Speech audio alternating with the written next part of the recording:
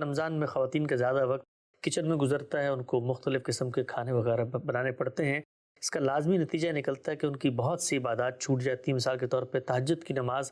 ادا کرتے وقت اس وقت سحری کا بندوبست کرنا ہوتا ہے تو وہ لازماً چھوٹ جاتی ہے۔ تو کیا ہمیں سحر و افطار کا بندوبست کرنا چاہیے ہے یا اس کے برعکس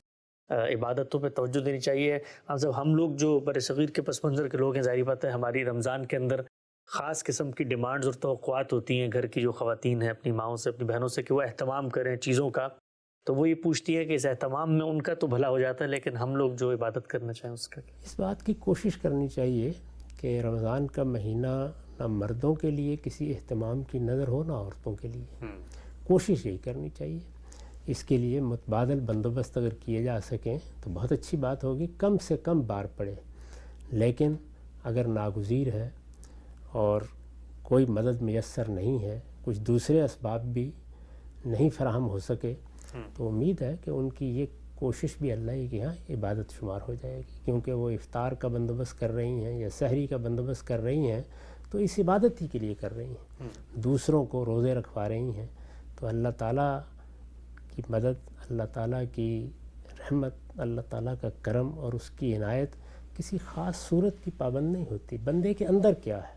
میں نے اس سے پہلے بھی عرض کیا تھا نا کہ یہ قربانی کے جانور کا خون تو اللہ کو نہیں پہنچتا، فرمایا تقویٰ پہنچتا ہے۔ تو اگر وہ کھانا پکاتے ہوئے، کام کرتے ہوئے اللہ کو یاد کر رہی ہیں، عبادت کی بھی ایک تو خاص صورت ہوتی ہے نا، آپ نے نماز پڑھی ہے، آپ تلاوت کرنے بیٹھ گئے ہیں، لیکن آپ سبحان اللہ پڑھ رہے ہیں، الحمدللہ پڑھ رہے ہیں، اللہ کو یاد کر رہے ہیں،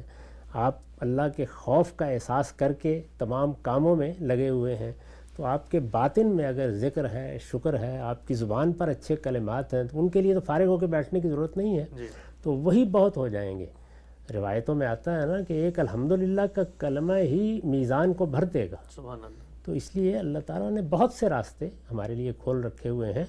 اللہ تعالیٰ کی طرف سے رحمت ہی رحمت ہے۔ اگر موقع مل گیا ہے کہ آپ تہجد بھی پڑھ رہے ہیں، آپ نوافل بھی پڑھ رہے ہیں، آپ کے پاس فراغت بھی ہے تو اس کا اہتمام کریں۔ اگر کوئی اور مصروفیت ہے، ممکن ہے کہ خواتین کو چلیے کو کھانا پکانا ہے یا اور کوئی اہتمام کرنا ہے، مزدوروں کو مزدوری بھی کرنی ہوتی ہے، بعض لوگوں کے لیے مشقت کے مواقع ہیں، تو ان میں یہی ہے کہ اللہ کو آپ اپنی زبان سے یاد کرتے رہیں، دل سے یاد کرتے رہیں۔